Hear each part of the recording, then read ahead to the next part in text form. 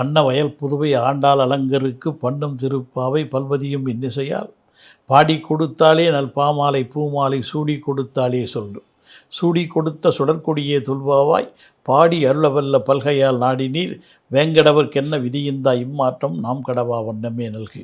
பாண்டியன் கொண்டாட பட்டபிரான் வந்தான் என்று ஈண்டிய சங்கப்படுத்துவத வேண்டி வேதங்கள் ஓதி விருந்து கிடியறுத்தான் பாதங்கள் யாமுடையான் பெற்று. திருவாடிபுரத்தில் ஜெகத்துதித்தாள் வாழியே திருப்பாவை 30 செப்பினாள் வாழியே பெரியாழ்வார் பெற்றெடுத்த பெண்பிள்ளை வாழியே பெரும்புதூர் மாமுனிக்கு பின்னனால் வாழியே 143 உரைத்தாள் வாழியே உயரரங்க கண்ணி உகந்தளித்தாள் வாழியே மறுவாடும் திருவள்ளி வளநாடு வாழியே மண்புதுவி மலர்கொதை மலர்பாதங்கள் வாழியே.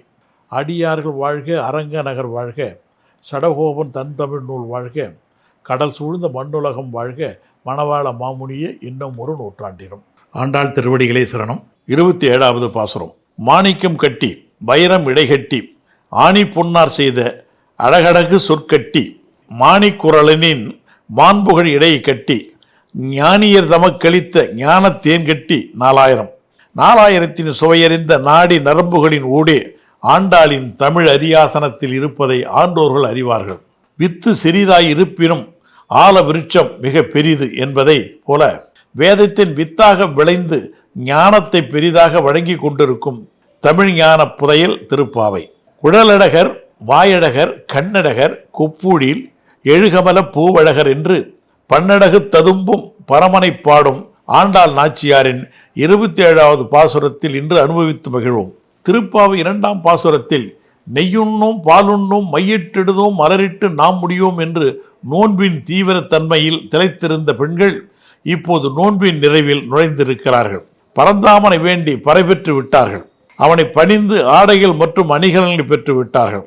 அவனது ஆறாத அன்பு பிடிக்குள் அகப்பட்டு விட்டார்கள். அதனால் எழுந்த ஆனந்த அலைகளில் மிதந்து அகப்பூத்து பாடுவதாக இந்த பாசுரம் அமைகிறது. இதில் கூடாரை வெல்லும் சீர் கோவிந்தா என்று அழைக்கும் முதல் வரியிலேயே ஒரு நுட்பம் இருக்கிறது. தன்னுடன் வந்து கூடாதவர்களையும் வெல்லக்கூடியவன் கோவிந்தன். தன்பால் வந்து கூடியவர்களிடம் தோற்கக்கூடியவன் கோவிந்தன். பகை கொண்டு வந்தால் வந்தவர்களை தோற்பார்கள், கண்ணன் வெல்வான். அன்பு கொண்டு வந்தால் கண்ணன் தோற்பான், வந்தவர்கள் வெல்வார்கள் என்பதை சிக்கனமான சொற்களிலே ஒரு சீதனம் போல் தந்து நம் சிந்தைக்கு செய்தி சொல்லுகிறான் ஏகாரசி மாட்டி. வாரமாய பழவினையை பற்றறுத்து என்னை வாரமாக்கி வைத்தான் திருவரங்கத்தேம்மான் என்று திருப்பானாழ்வார் உருகி சொல்வது போல் உரைத்து சொல்லுகிறாள் ஆண்டாள்.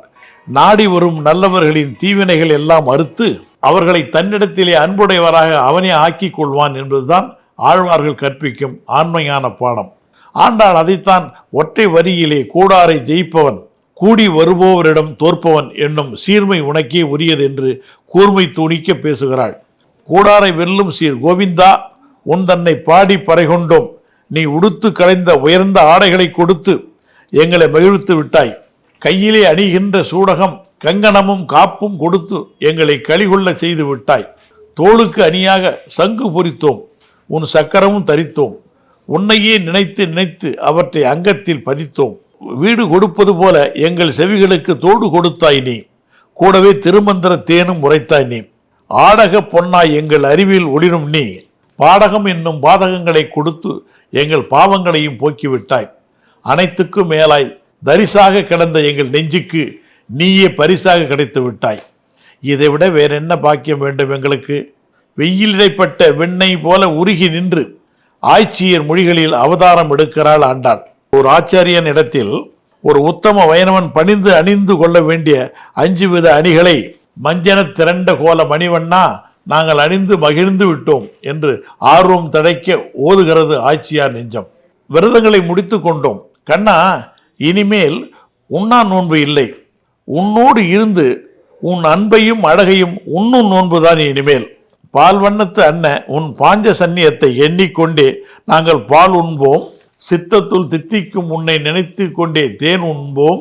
கார்மேகத்தன்ன மெய்யழகன் காயம் செய்யாத பொய்யழகன் எங்கள் ஆன்ம தீபத்தை ஒளிரி செய்யும் நெய்யழகன் நீ என்று கருதித்தான் நெய்யுண்போம்.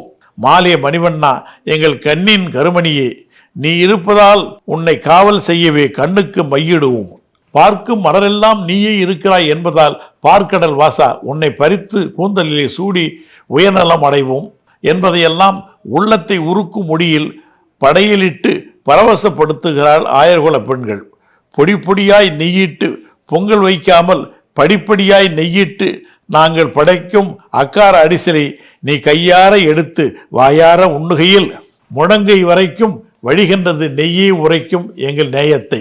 மாயத்தில் வல்லவனே, பார்சோறு மூடும் நெய்தான் எங்கள் வெள்ளை உள்ளத்தில் உன்னை மறைத்து வைத்திருக்கும் இந்த மெய் என்பதை சொல்லாமல் சொல்லுகிறாள் ஆட்சியர்கள்.